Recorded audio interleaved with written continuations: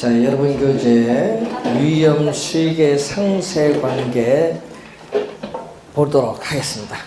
자, 최근에 계속 또 출제가 되고 있는 상당히 중요한 부분인데 올해도 중요합니다.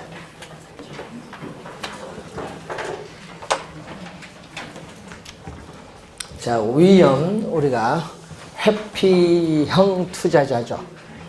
자, 위험 회피형 투자자는 위험, 이 기대 수익률 평면입니다. 자, 위험이 제로일 때 얻을 수 있는 수익률이 예를 들어서 2%다. 2%.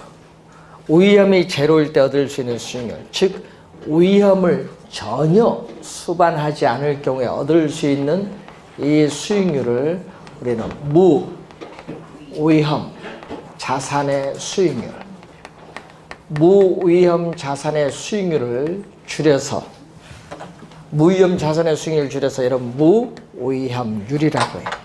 무위험 자산의 수익률, 무위험률. 그럼 무위험 자산은 뭐죠? 위험이 없는 자산이잖아요. 국가가 보증한 국채, 부도나지 않으면 거의 위험이 없지 뭐. 여러분이 국채 수익률을 예를 들어 봅니다.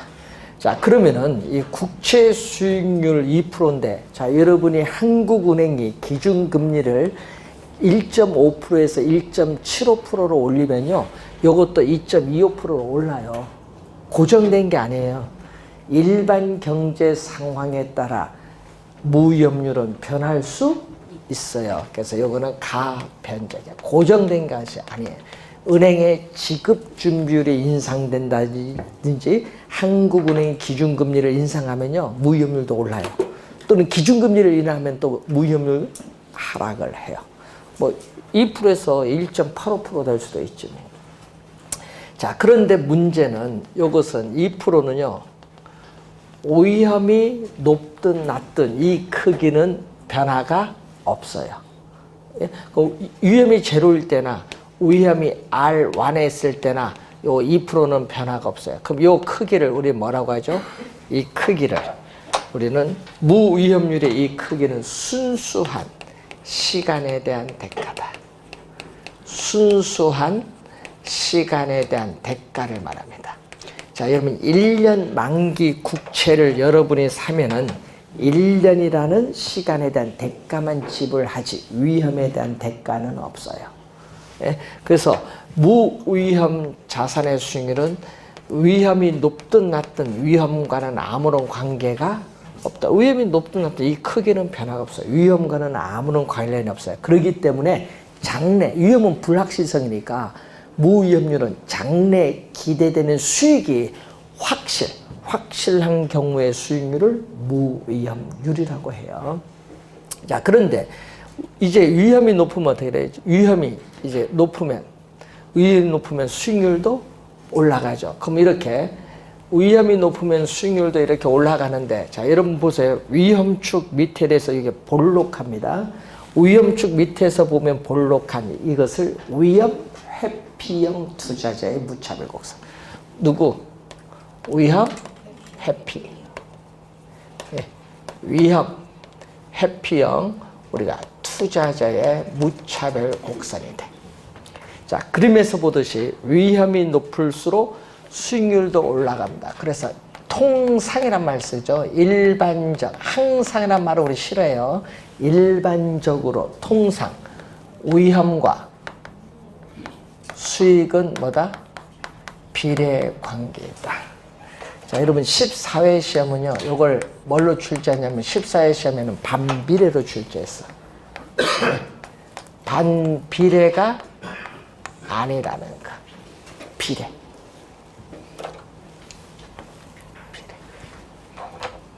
14회 시험에는 반비례로 냈거든요. 자, 이 말은 어떤 의미냐 하면요, 여러분 작년 시험에 또 출제했거든요. 일반적으로 위험과 수익은 비례 관계다. 이 질문을 출제해서 또 작년에. 그리고 26회는 또 이렇게 냈거든요. 투자자가 시장에서 부담하는 위험이 높을수록 시장에서의 수익률도 높아져요. 되겠죠? 요거 있잖아요. 화살표가 이렇게 무슨 방향? 같은 방향으로 변동할 때를 경제이론에서는 뭐라고 한다? 플러스를 비례. 그 마이너스는 반비례. 화살표의 변동 방향이 반대로 변동하면 마이너스고, 마이너스는 뭐다? 화살표의 변동 방향이 반대로 변동하면 마이너스고, 그때는 반비례라고 해요. 그러니까 마이너스가 아니라 뭐다? 플러스. 요것은 플러스 마이너스, 요건 26회 시험에 출제했어. 플러스 마이너스 관계 잘 알아둬야 돼요. 그리고 21회 시험, 24회 시험에도 요걸 출제했습니다. 시험에 많이 나오는 용어인데 이것을 우리는 전문용어로 거기에 뭐라고 하느냐?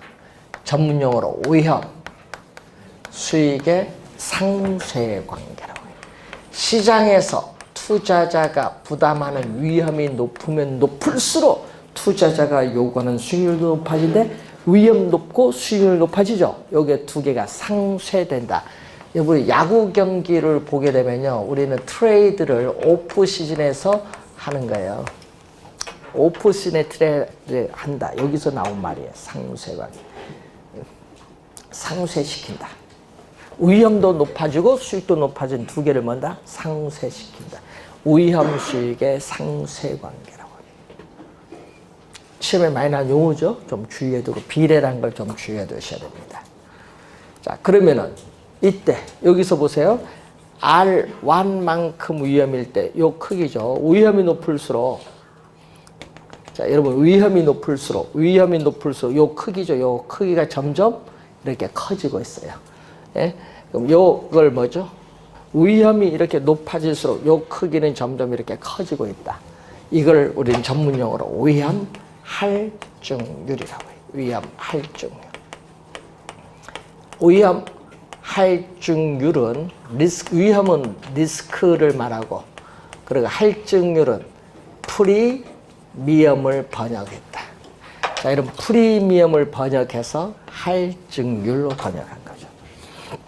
그래서 이것은 이건 시장에서 증대되는 위험에 대한 대가를 말한다.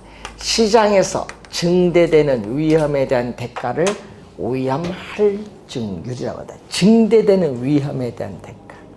그래서 지금 투자의 대가에는 수익이 따르기 마련인데 그 수익에는 시간에 대한 대가와 위험에 대한 대가 둘 다 포함을 하고 있다는 거죠. 자, 그러면은 지금 요걸 염두에 두시고 이 무위험률. 자, 위험을 전혀 수반하지 않을 경우에 얻을 수 있는 수익률. 국채 수익률이 지금 2% 예를 들었으니까 무위험률에다가 시장에 증대되는 위험에 대한 대가인 할증률, 이 할증률을 3%로 예를 들면 이것을 가산한 이 투자자가 요구하는 수익률은 5%가 되는데 이것을 우리는 무위험률에다가 위험에 대한 대가를 가산한 할증률을 요구 수익률인데 이것을 우리는 위험 조정률 또는 위험 조정 할인율이라고 합니다. 그럼 이 요구 수익률에 영향을 미치는 또 하나의 요소가 인플레이션이 있는데, 인플레이션이 예상되면 어떻게 돼요? 화폐 가치가 하락하니까 임대료 수입 받는 투자자는 손해예요. 그래서 지금 두 개를 더해준 5%인데 인플레이션이 2%가 예상되면은 어떻게 돼요? 투자자는 손해 보니까 이 2%만큼 수익률을 더 요구해. 몇 프로? 7%를 요구하겠지. 요거 다 더해주는 게 요구 수익률이에요. 그래서 예상된 인플레이션율만큼 투자자의 요구 수익률이 더 높아지는 것을 우리는 거기에 어빙 피셔라는 학자 이름 따서 무슨 효과? 피셔 효과라고 해요. 피셔 효과. 인플레이션이 예상되는 경우 예상된 인플레이션율만큼 투자자의 요구 수익률도 그만큼 높아지는 건데, 그래서 11회 시험 요거 다 더해주는 걸 계산 출제했고 26회 시험은 요걸 또 출제했었죠. 26회 시험은 무위험률이 상승 2%에서 3%면 요구 수익률도 오르는데 요구 수익률 하락한다고 출제했어요. 26회 시험. 또 위험 할증률이 높아지면 또 요구 수익률도 높아지고, 또 인플레이션이 더 높아지면 또 요구 수익률도 높아진다는 이 관계를 이해를 해 두시면 되겠습니다. 자, 여기서 요 각도, 여러분 요 각도 있는데 이 각도를 요 각도를 뭐냐? 투자자의 위험에 대한 회피도입니다. 자, 한번 보세요. 그림. 이 위험 회피도는 뭐는 관계없다. 요 무위험률 이 크기와 투자자의 위험에 대한 회피도는 아무런 관계가 없어요. 근데 위험 회피도 26회 시험 요걸 출제했거든요. 또 투자자의 위험에 대한 회피도가 클수록 무차별 곡선의 기울기는 요거 흰선에 비해서 요게 급하죠. 그래서 시험에 26회 시험에 출제했어요. 투자자의 위험에 대한 회피도가 클수록 투자자의 무차별 곡선의 기울기는 급하다, 완만하다. 급해진다. 요걸 출제도 했어요. 26회 시험. 자, 그러면 여기서 여러분 R1 위험일 때, R1 위험일 때 투자자는 이만큼 수익률을 요구를 하죠. 요 크기만큼. 이것은 누구냐? 공격적인 위험 회피적 투자자고, 그런데 위험 회피도가 클수록 무차별 곡선의 기울기가 급해진다. 이것은 우리는 누구냐면은 보수적이다.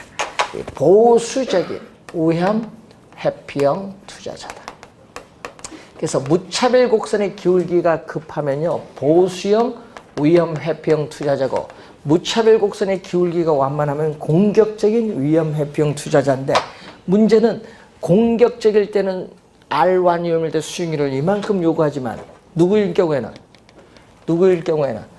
보수적일 때는 수익률을 얼만큼? 이만큼 요구한다. 그래서 R1이라는 주어진 동일한 위험에서 공격적 투자자가 요구하는 수익률보다 보수적 투자자가 요구하는 수익률이 더 높다. 요거 또 기억해 두시면 되겠네요. 그림 보면서.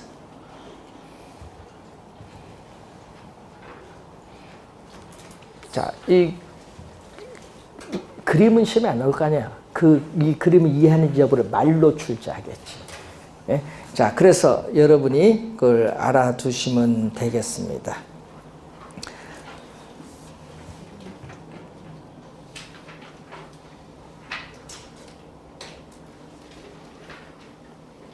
자, 199페이지 밑에 위험과 가치의 균형이 나와요. 자, 위험과 가치의 균형을 보면은, 자, 부동산 가치. 자, 부동산 가치인 투자 가치인데, 자, 여러분, 투자 가치는 아까 개념에서, 아까 앞 시간에서 투자 가치는 부동산 소유로부터 장래 기대되는 수익 또는 편익을 어떻게 돼? 현재의 가치로 환원한 값. 특정 투자자에게 주는 현재의 값어치를 얘기하죠. 그러면 현재의 가치로 어떻게 돼요? 여러분, 장래에 기대되는 수익은 미래잖아요. 미래 가치를 현재 가치로 할인할 때는 뭐를 적용한다? 할인율을 적용하는데, 이 할인율로서 우리는 뭐를 사용한다? 요구 수익률을 사용한다. 여기 앞에 위험 조정 할인율로서 요구 수익률을 사용을 합니다.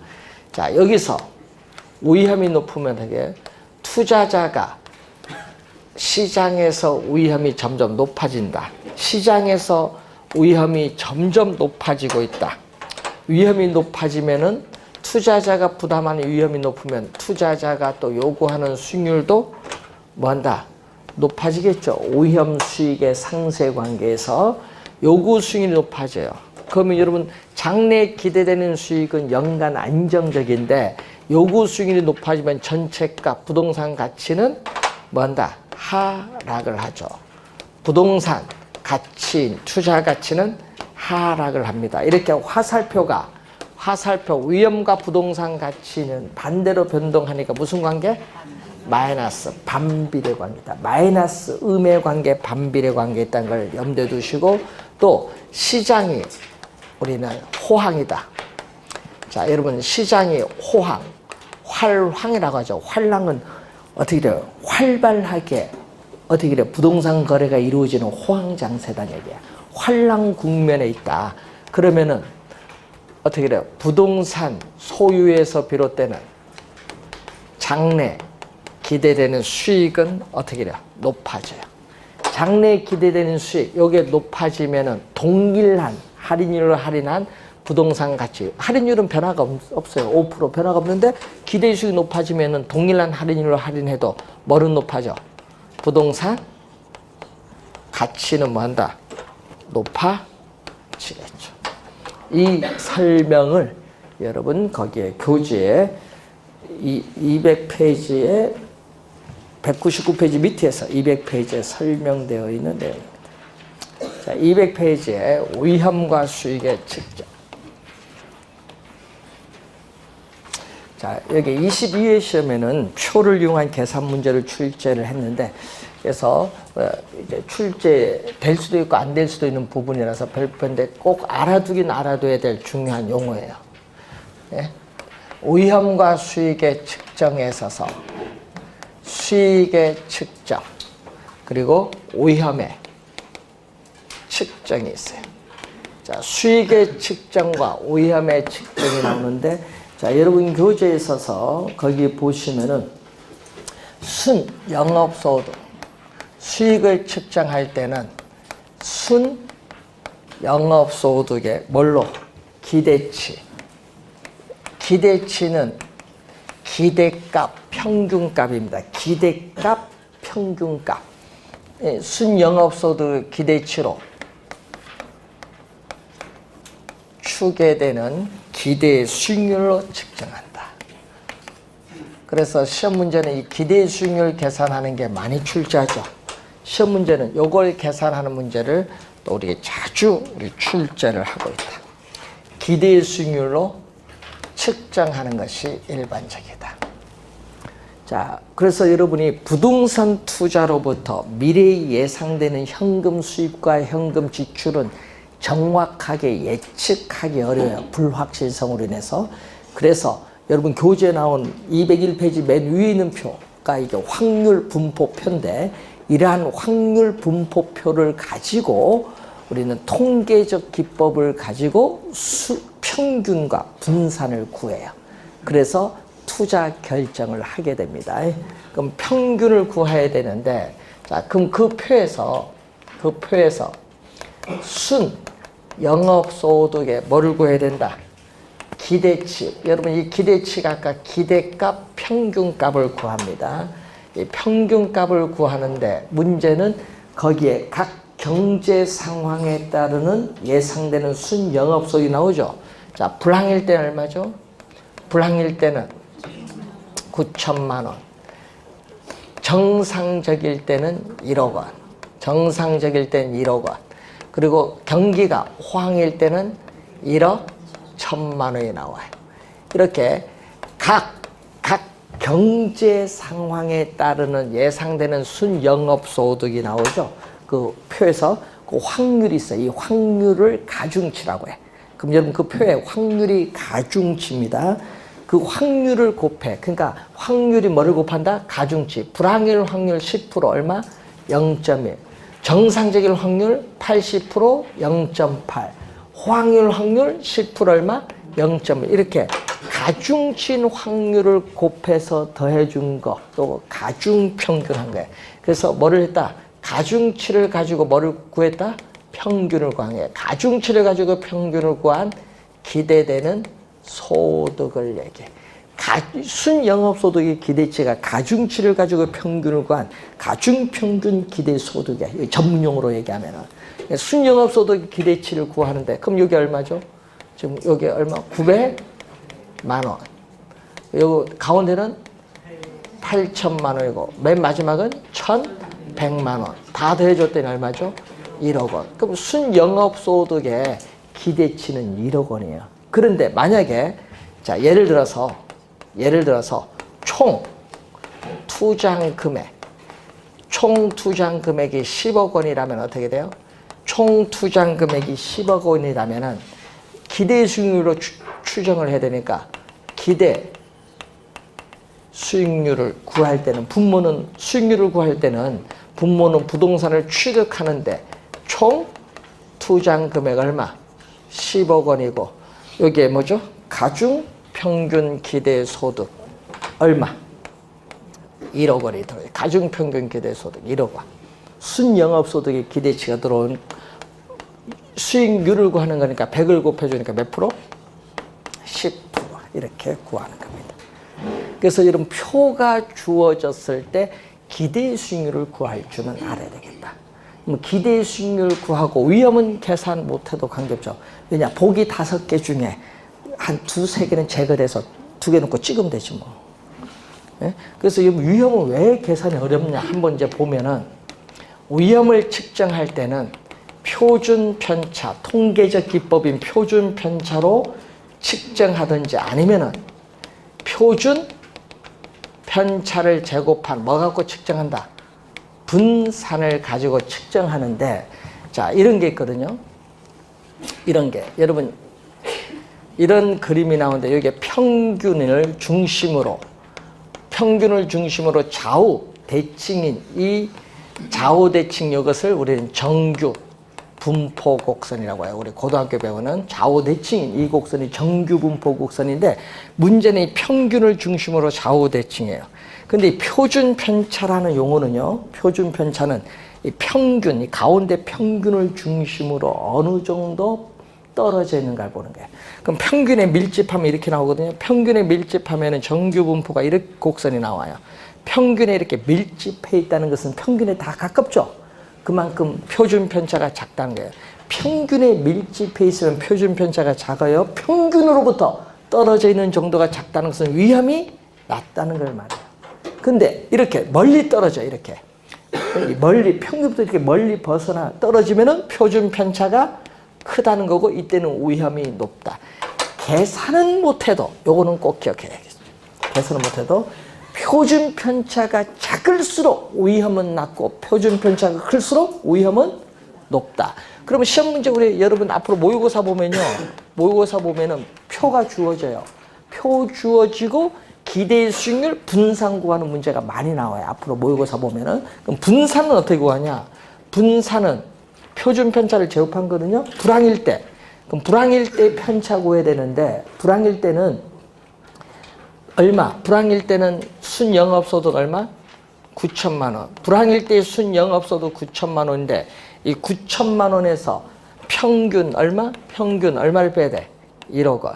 자, 평균인 순 영업소득 기대치인 평균값 1억 원부터 9천만 원 얼마 떨어져 있느냐? 1천만 원 떨어져 있지. 이걸 편차를 제곱을 해야 분산으로 가니까, 제곱한데 불황일 확률 몇 프로? 10%. 불황일 경우에 분산. 그럼 정상일 경우에는 얼마? 순 영업소득 1억 원이 평균인 얼마? 평균인 1억 원부터 얼마나 떨어졌느냐? 또 편차를 제곱했을 때 확률 곱해주면 이건 정상일 경우에 분산. 호황일 경우에는 1억 1천만 원이 평균 얼마? 1억 원으로부터 또 얼마나 떨어졌느냐?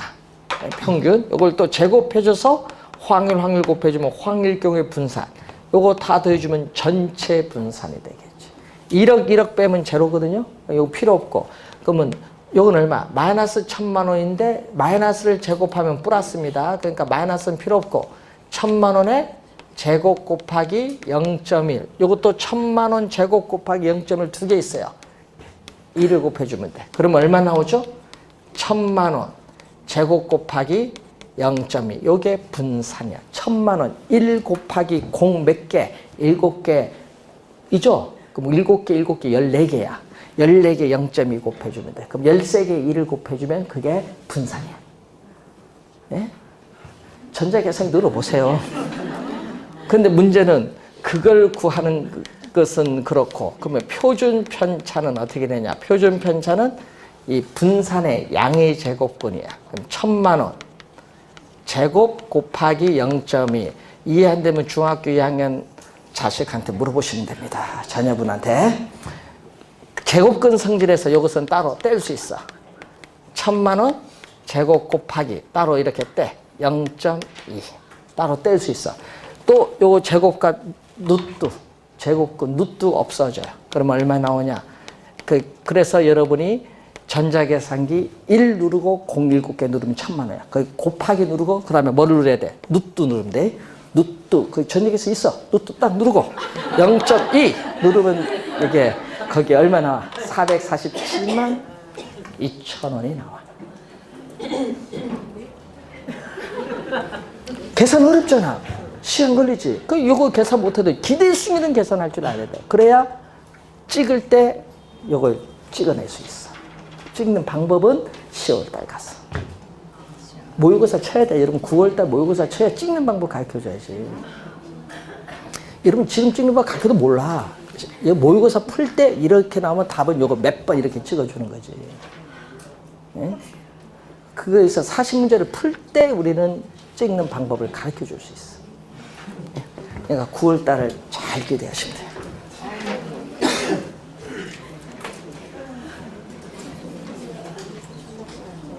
뭐 그냥 찍는 것도 그냥 찍는 게 아니에요.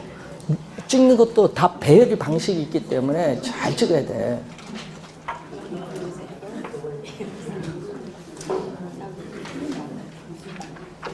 자, 여러분 교재 202페이지 변이계수.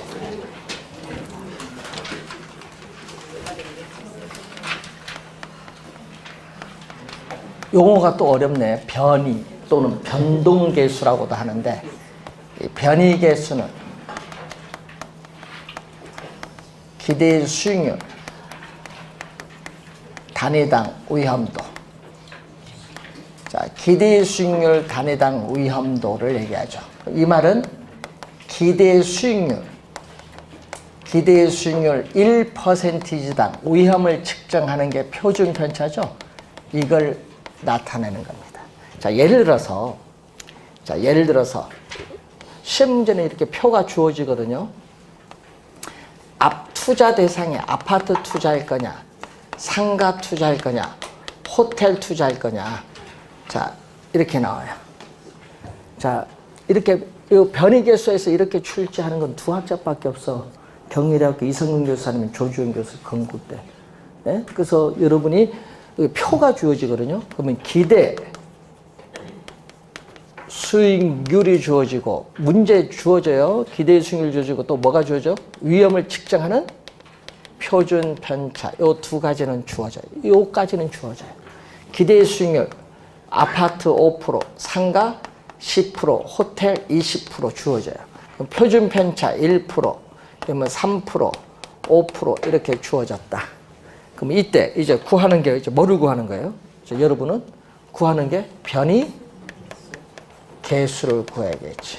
그럼 변이 계수는 기대 수익률 몇 프로? 5%, 표준 편차 1%, 0.2.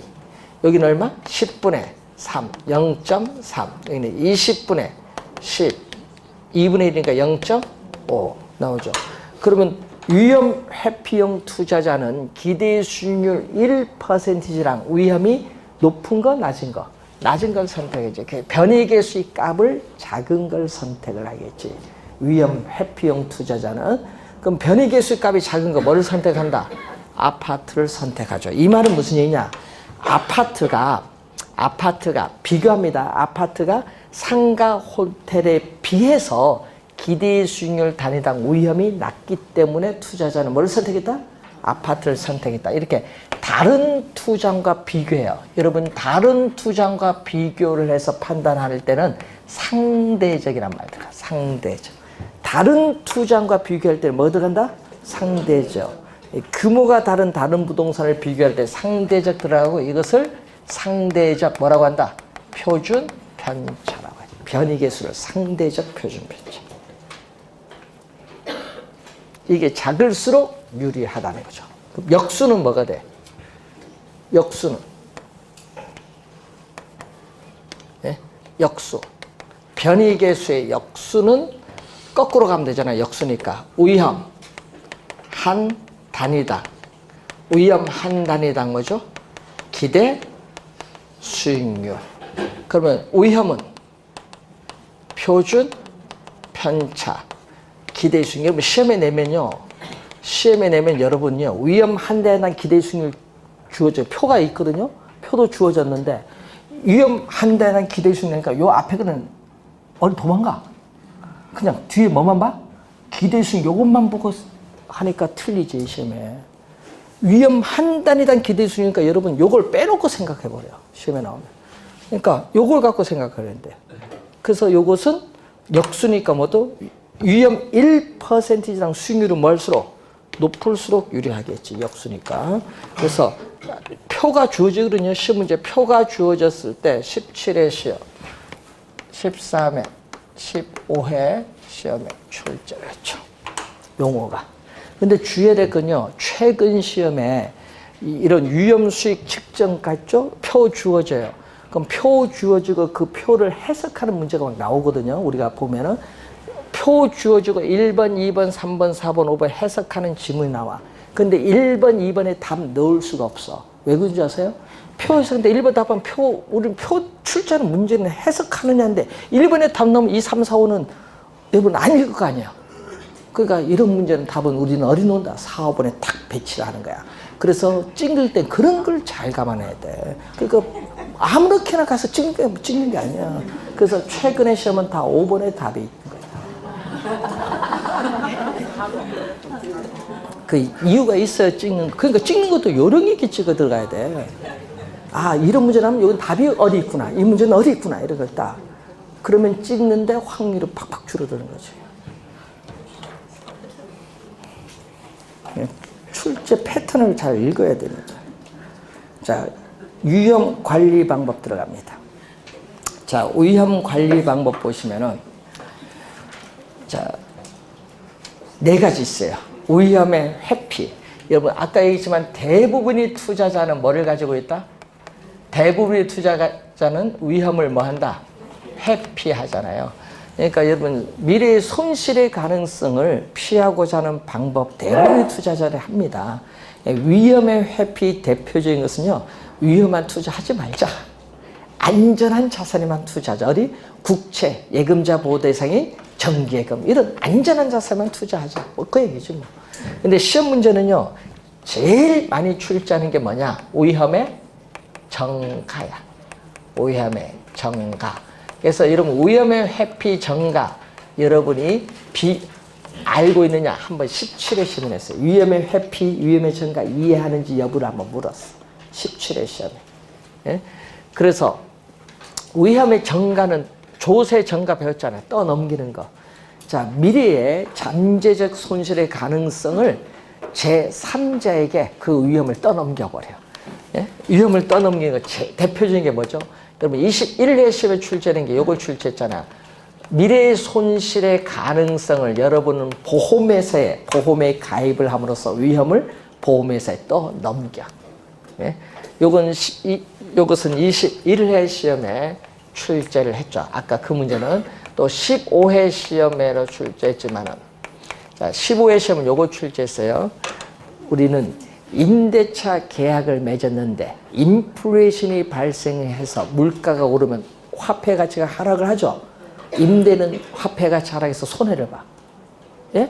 화폐 가치 하락 손해를 보니까 임대인은 임대료 인상을 통해서 인플레이션에 따른 위험을 누구에게? 임차인에게 떠넘겨. 이것도 위험의 정가. 그건 15회 시험에 출제했죠. 또 요즘에 원청업체와 하청업체 계약을 맺으면 원청업체는 공사비 상승에 따른 위험을 누구에게? 하청업체에 떠넘기고, 그리고 또 기업과 리스 회사 간의 리스 계약을 체결하면은 또 기업은 어떻게 돼요? 우리는 또 위험을 리스 회사에 기계를 사용한 위험을 떠넘겨버려요. 뭐 그런 건 전부 위험의 정가에 해당합니다. 정가가 시험에 제일 많이 나옵니다. 정가를 좀 주의해 두고, 위험의 보유란 게 있어요. 위험을 보유한다. 자, 여러분 미래의 손실에 따른 위험을 스스로 부담하겠다. 그럼 외부적 요인에 의해서 감가상각이 발생을 하는 경우에는 그러한 감가상각에 대한 충당금을 설정을 해요. 충당금을 설정해서 스스로 위험을 뭐하겠다? 부담하겠다. 이건 위험의 보유. 위험의 통제죠. 여러분, 위험에 따라서 손실이 발생하는데 그 손실의 어떻게 돼요? 발생 횟수, 손실 규모를 줄이는 방법이 위험의 통제인데, 이제 여러분 배우시게 될 민감도 분석이라든지 또는 포트폴리오 분산 투자를 통해서 위험을 통제하는데, 시험은 뭐가 중요하다? 위험의 정가가 우선 중요하다. 자, 위험을 처리하는 방법. 작년에 또 출제했거든요. 위험을 처리하는 방법에 거기 뭐가 나오죠? 위험을 처리하는 방법에 위험한 투자를 제외. 위험한 투자를 제외시키는 방법은 투자 원금을 잃지 않으려고 안전한 자산에 국채에 투자하는 방법이죠. 수익률이 국채 투자하면 낮기 때문에 투자자의 재산, 부를 극대화시키지 못한다는 단점이 있는데 이것은 안전한 자산 아니에요. 이건 대표적인 위험을 회피하는 수단이에요. 자, 그리고 보수적 예측 방법이 있습니다. 보수적 예측 방법. 자, 보수적 예측 방법은 자, 이 투자안. 자, 이 투자안으로부터 투자안으로부터 장래에 기대되는 수익을 우리는 최대 예측하고 또 중간 예측하고 최소로 예측하는데 이 투자안으로부터 장래에 기대되는 수익을 가능한 한 가장 낮게 뭐? 최소. 가능한 한 가장 낮게 최소로 예측해서 이걸 기준으로 뭐와 비교한다? 이걸 기준으로 요구 수익률과 비교해서 투자 결정을 하는 방법을 보수적 예측에 의한 투자 방법. 작년 시험에 여기서 정답 물었죠? 어떻게 돼요? 위험 조정 할인율. 자, 여러분 저 왼쪽 그림에서 위험 조정률을 위험 조정 뭐라고 했어요? 할인율인데 이걸 사용해서 위험을 처리하는 방법이 있죠. 자, 이 내용이 작년에 정답을 물었어요. 자, 저 어디 수식 여기 갑니다. 요 수식. 자, 투자 가치는 자, 부동산 소유에서 비롯되는 장래에 기대되는 수익을 현재 가치로 환원할 때 할인율로서 뭐를 사용하죠? 요구 수익률을 사용했는데 위험이 높을수록 요구 수익 높죠? 높죠? 그래서 거기에 뭐 나온다? 장래에 기대되는 수익을 현재의 가치로 환원할 때 위험한 투자안일수록 높은 할인율, 높은의 동그라미. 요구 수익 높다는 거예요. 할인율이 요구 수익 높다. 높은. 요걸 시험에 낮은으로 출제한 거예요. 작년 정답이었습니다. 벌써 그거 2번 정답 물었어요. 네. 높은. 그래서 15회, 28회 2번 정답 물은 지문이에요. 자, 그리고 203페이지 밑에 민감도 분석의 1번과 여러분 거기 보면 2번 그 있죠. 2번 있죠. 2번과 1번이 시험에 또 많이 출제되는 지문이에요. 여러분 작년에도 나오고 25회, 6회 다 개념을 물어요. 민감도 분석, 감응도 분석은 다 뭐를 묻는다? 개념. 투입 요소의 변화에 따라서 산출되는 결과가 어떤 영향을 미치냐. 뭐 산출되는 결과는 뭐 대표적으로 뭐죠? 수익성. 산출되는 결과는 대표적으로 뭐다? 수익성. 수익성을 말합니다. 산출되는 결과. 그러면 수익성에 영향을 미치는 요인 대표적인 게 임대료죠. 임대료가 인상되느냐 인하되느냐 수익률에 영향을 미치고 또 전체 임대 면적 중 임대되지 않은 면적에 비율 공실률. 공실률이 높으면 수익률이 떨어지죠. 공실률. 또 부동산을 운영하고 유지하는 데 드는 비용이 영업경비가 높아지면 또 수익률이 떨어져요. 뭐 이런 거 영업경비, 부동산 보유기간, 감가상각에 따른 방법 변경이라든지 그러면 또 관련해서 부동산 가치 상승. 이걸 하나만 변하는 수도 있고 개별적 또는 여러 개, 개별적 또는 여러 개, 집단적으로 우리는 변화를 시켰는데 수익성이 어떻게 변하냐 이것을 뭐를 가지고 분석한다? 우리는 회귀, 통계적 기법인 회귀 분석 모형을 통해서 분석을 해요. 그럼 민감도가 회귀 개수거든요. 이 민감도가 회귀 개수인데 이러면 임대료가 약간 변화를 했는데 수익성은 크게 변동한다. 민감도가 그것은 크다는 건데 민감도가 클수록 그 투자는 위험이 높다는 것을 아는 거죠. 자, 여러분이 개념을 많이 묻습니다. 작년에도 또 출제를 했습니다. 개념 많이 묻는 내용입니다. 자, 205페이지에 평균 분산 결정법이 또 나오죠. 자, 평균 분산 결정법 개념 또 작년에 물었는데 자, 부동산 투자로부터 미래에 예상되는 예? 현금 수입과 지출은 정확하게 예측하기 어렵기 때문에 우리는 확률 분포표를 가지고 통계적으로 뭐를 구한다? 평균을 구하고 또 분산을 구해서 투자 결정을 하는 방법이죠. 평균은 수익과 관련 있죠. 수익의 측정. 위험의 측정은 표준 편차 분산과 관련이 있어요. 자, 이 개념 묻는 문제, 평균 분산 결정법의 개념을 묻는 문제가 12회 시험과 작년 28회 시험에 출제했어요. 개념 묻는 문제. 근데 우리는 그 평균 분산 결정법의 이 지배의 원리가 있죠.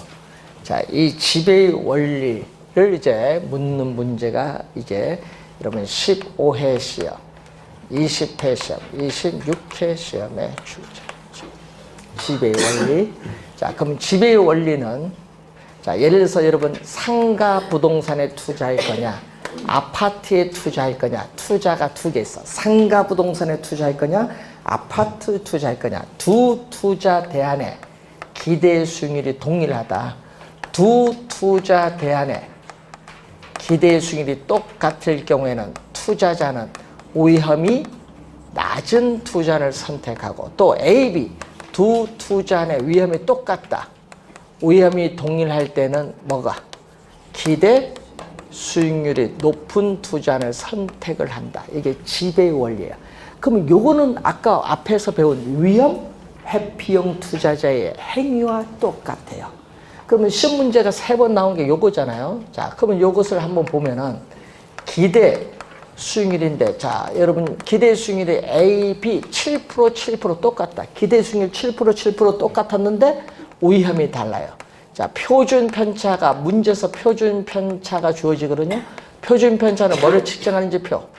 위험을 측정하는 지표인데, 자, B는 5%고 A는 3%다. 그런데 아까 표준 편차가 작을수록 위험은 낮다. 그러면 기대 수익률이 동일할 때는 위험이 어디가 낮아요? 예? A가 낮죠. 위험이 낮은 A 투자를 선택을 한 거예요.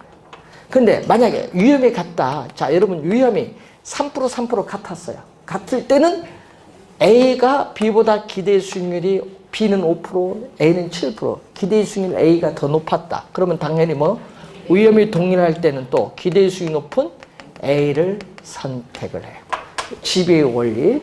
근데 만약에 A가 B보다 기대 수익률도 높고 또 A가 B보다 위험이 낮았다 하면 이것도 당연히 뭐를 선택? A를 선택하는데 이 세 가지 경우는 지배의 원리가 뭐한다? 적용이 돼요. 세 가지는. 그런데 이 세 가지 경우는 그런데 이런 경우 있어요. A가 B보다 기대 수익률도 높고 A가 B보다 위험이 높다. 이 경우가 문제가 된다는 얘기죠. 이 경우에는 지배의 원리를 적용할 수 없다. 여러분 20회 시험은 20회는 요걸 알아야 딱 답이 나오는 거예요. 예, 지배의 원리를 적용 못하죠. 이때는 평균 분산법에 오류가 발생하거든요. 평균 분산법에 오류가 발생을 하기 때문에 우리는 평균 분산법을 이런 경우에는 적용을 못해요. 이 경우에 뭐를 적용하느냐? 이제 배우게 될 포트폴리오 이론을 적용하면은 A, B 두 투자 대안의 위험, 수익의 관계를 쉽게 분석할 수가 있어요. 그래서 포트폴리오 이론의 진가가 바로 거기에 있다는 거예요. 이제 그건 뒤에서 이제 배울 건데, 그래서 요거는 누가 선택했어요? A를 선택할 것이냐, B를 선택할 것이냐. 이것은 위험에 대한 투자자의 태도에 따라 달라집니다. 위험에 대한 뭐에 따라서? 투자자의 태도에 따라 달라진다. 여러분 206페이지 위에서 네 번째 줄, 두 개의 대안 중 어느 것을 선택하느냐는 위험에 대한 투자자의 태도에 따라 달라진다. 밑줄 그어두시면 되겠죠. 자, 1952년 오래됐습니다. 원래 2018년이고 52년 마코위츠라는 학자는 우리가 폴리오 선택이라는 논문을 통해서 포트폴리오 이론이라는 용어가 나왔어요. 자, 자, 여러분 마코이츠는 유명한 격언이 있어요. 한 바구니의 달걀을 모두 담지 마라. 유명한 격언입니다. 이 말은 여러분도 투자 자금을 한 자산에 집중 투자하지 말라는 거예요. 집중 투자하지 마라. 예? 집중 투자하지 마라. 어떻게 된다? 예, 분산 투자를 해라. 그래서 포트폴리오란 용어예요. 그래서 포트폴리오는 투자 자금을 한 자산에 뭐한다? 집중적으로 투자를 하지 마라. 뭐하다? 여러 자산에 나누어 분산 투자하라. 목적은 뭐죠? 여러 자산에 나누어 분산 투자하라는 목적은 위험을 뭐 하기 위해서? 줄이기 위해서. 그런데 여러분은 실제 안 하시대요. 예? 위험을 줄여야 돼요. 근데 여러분 포트폴리오는요, 기대 수익률과는 아무런 관계가 없어요. 분산 투자의 목적은 위험을 줄이는 걸 목적으로 해요. 자, 그래서 이 포트폴리오는 우리가 분산 투자 꼭 기억해 두고 위험을 줄인다. 그럼 시험에 우리 정답 지문이죠. 정답 지문을 제일 많이 묻는 지문이 있어. 그 용어가 이제 여러분 거기에 배우는 체계적 위험, 비체계적. 여기서 정답 지문이 정답입니다. 정답 지문을 진짜 많이 물어. 그럼 포트폴리오는 매년 한 문제 나와요. 포트폴리오 이론은 매년 한 문제 출제예요. 포트폴리오를 구성하는 자산의 수. 포트폴리오 시험에 나오면 틀리면 안 되겠죠. 매년 나오는데. 한 문제 매년 나와요. 자, 여기는 포트폴리오에 따르는 위험이 있어요. 자, 포트폴리오를 구성하는, 자, 우선 시험에 많이 나오니까 잘 공부해 두셔야 될 부분인데, 자, 포트폴리오를 구성하는 자산의 수가 적으면은, 포트폴리오를 구성하는 자산의 수가 적으면 위험은 이만큼 있어요. 이 위험이 뭐죠? 우리는 총 위험이에요. 자, 총 위험인데, 이 총 위험은 체계적 위험과 뭐의 합? 비체계적 위험의 합으로 구성됐어요. 자, 이때 이 총 위험은 요 위험 두 개로 나누잖아요. 요 위험과 요 위험으로 나눠요. 자, 이때 요 빨간 위험이 비체계적 위험이에요. 여러분 27회 시험에 이렇게 나왔거든요. 비체계적 위험을. 예?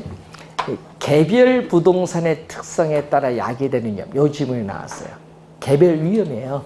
비체계적 위험은 개별 부동산의 특성에 따라 나타나는 무슨 위험? 개별적인 위험이에요. 그렇기 때문에 이런 비체계적 위험은 투자 대상을 다양화하여 분산 투자를 함으로써 비체계적 위험은 제거할 수 있다. 제거할 수 있기 때문에 피할 수 있는 위험. 이걸 진짜 많이 나왔어요. 처음에 12회 시험에 처음 나와서요. 이제 시험에 출제할 때마다 이제 막 나오는 거예요. 피할 수 있는 위험인데, 자, 여러분, 비가 와서 우산을 쓰면 비를 피할 수 있다. 하나하나 정확히 암기하면 돼. 왜? 체계 반대로 가니까. 예? 비체계적은 피할 수 있는 위험. 자, 그럼 밑에 체계적 위험이에요. 자, 이 체계적 위험은 시장의 힘에 의해서 야기되는 시장 위험이에요. 자, 예를 들어서 인플레이션이 발생을 하거나 대출 금리가 인상되거나 부동산 시장에서의 경기가 침체되면은 시장에 존재하는 모든 부동산에 다 영향을 미치기 때문에 피할 수 없다. 피할 수 없다. 그래서 피할 수 없는 위험. 피할 수 없는 위험은 체계적 위험. 피할 수 있는 위험은 비체계적 위험. 요것만 알아도 답이 나와요. 25회는 여기서 정답 물었잖아요. 시험에 피할 수 있다 이렇게 나왔는데 거긴 또 체계적 위험 나온 거야. 틀렸지. 피할 수 있으면 비체계적이지. 25회 정답 물었잖아. 27회는 요걸 물어. 비체계적. 하여튼 시험에 단골입니다. 포트폴리오 일어나면 안 나올 수가 없어요. 자, 갑니다. 포트폴리오를 구성하는 자산의 수가 많으면은 통계적으로 점점 뭐가 줄어들어? 비체계적 위험이 점점 줄어들죠. 여러분, 통계적으로 비체계적 위험이 점점 줄어들면 뭐도 줄어들어, 지금? 전체 총 위험도 줄어들죠. 비체계적 위험이 줄어듦에 따라 총 위험도 줄어들죠. 요거는 언제? 작년에 또 27회 시험에 출제했잖아요. 비체계적 위험이 줄어들면 총 위험도 줄어들어요. 그러다가 어느 정도 가면? 이 정도 오면은 비체계적 위험은 완전히 제거됐어. 그렇지만 요거는 변화가 없어. 더 포트폴리오 구성해도 요 위험은 변화가 없어요. 그래서 포트폴리오를 구성하는 자산의 수를 많게 하여도 피할 수 없는 위험인 체계적 위험은 제거되지 않는다. 중요하고 비체계적 위험은 어떻게 돼요? 구성하는 자산의 수가 많을수록 점점 줄어들다가 뭐까지 줄일 수 있다? 0까지 줄일 수 있다. 완전히 비체계적 위험을 제거해서 0까지 줄일 수 있다. 이걸 잘 이해를 해야 되는데 하여튼 시험의 단골입니다. 자, 그래서 여러분 교재 거기 보시면은 그 내용에서 포트폴리오 거기 207페이지 밑에서 세 번째 포트폴리오를 구성하는 자산의 수가 많으면 많을수록 피할 수 있는 위험인 비체계적 위험은 통계적으로 제거되죠. 비체계적, 그게 포인트예요.